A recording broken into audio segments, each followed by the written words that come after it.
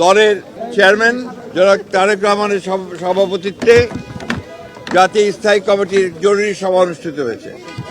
এই সভায় জাতীয় স্থায়ী কমিটি ইতিমধ্যেই আমাদের দলের গঠনতন্ত্র অনুযায়ী দলের ভারপ্রাপ্ত চেয়ারম্যান জনাব তারেক রহমান চেয়ারম্যানের দায়িত্ব গ্রহণ করায় সন্তোষ প্রকাশ করেছে আলহামদুলিল্লাহ এবং চেয়ারম্যান দল পরিচালনার ক্ষেত্রে যেন সফল হতে পারেন সেই জন্য সবাই দোয়া করেছে।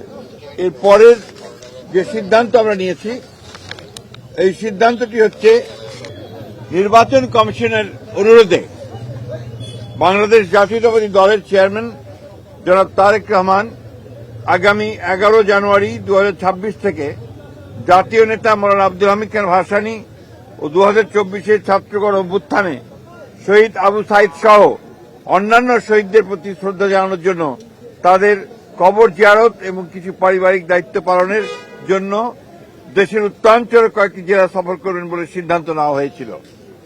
এ ব্যাপারে নির্বাচন কমিশনের অনুরোধে বাংলাদেশ জাতীয়তাবাদী দলের চেয়ারম্যানের এই সফর স্থগিত ঘোষণা করা হয়েছে।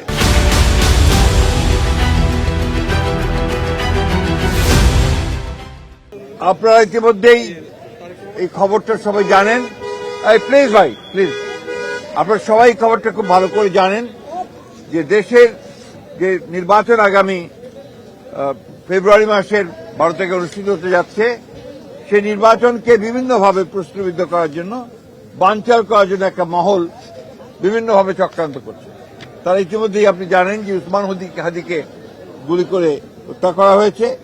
একইভাবে বিভিন্ন জায়গায় রাজনৈতিক দলের নেতৃবৃন্দকে, বিশেষ করে বিএনপির অনেক কয়েকজন নেতৃবৃন্দকে গুলি করা হয়েছে এবং তারা শহীদ হয়েছেন।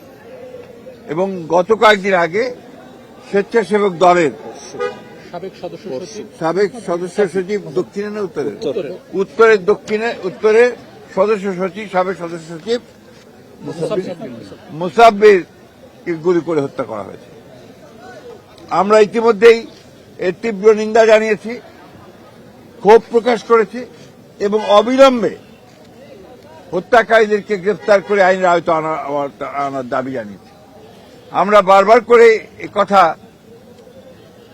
সরকারকে এবং নির্বাচন কমিশনকে জানিয়েছি, জানাতে চাই আবারও, যে এই ধরনের হত্যাকাণ্ড ঘটতে থাকলে এই দেশে নির্বাচনের পরিবেশ বিনষ্ট হবে এবং নির্বাচনের পরিবেশ যেন বিনষ্ট না হয় তার জন্য সকল প্রকার উদ্যোগ গ্রহণ করার জন্য, সক্রিয় কার্য প্রক্রিয়া নেওয়ার জন্য আমরা আবারও সরকার এবং নির্বাচন কমিশনকে আহ্বান জানাচ্ছি। আর ইতিমধ্যে আপনারা সবাই জানেন যে আমাদের গণতন্ত্রের মাতা, অবিসংবাদী নেত্রী এবং আমাদের আপসী নেত্রী দেশনেত্রী বেগম খালেদা জিয়ার ইন্তেকালের পরে তার জানাজায় যে শরণার্থী কালের বৃহত্তম জানাজা অনুষ্ঠিত হয়েছিল এবং সেই জানাজায় মানুষের যে সমাগম হয়েছিল, এটা এই বাংলাদেশে আর কখনো দেখা যায়নি। আমরা যারা স্বতঃস্ফূর্তভাবে সবাই এই জানাজায় অংশ নিয়েছিলেন, আমরা দলের পক্ষ থেকে সমস্ত জনগণকে আমরা আন্তরিকভাবে কৃতজ্ঞতা এবং ধন্যবাদ জানাচ্ছি।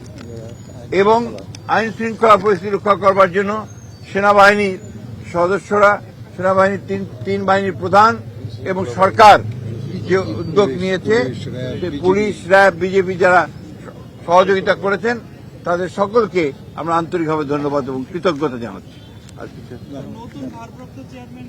ভারপ্রাপ্ত চেয়ারম্যান নাই থাকে না, আপনি জানেন না।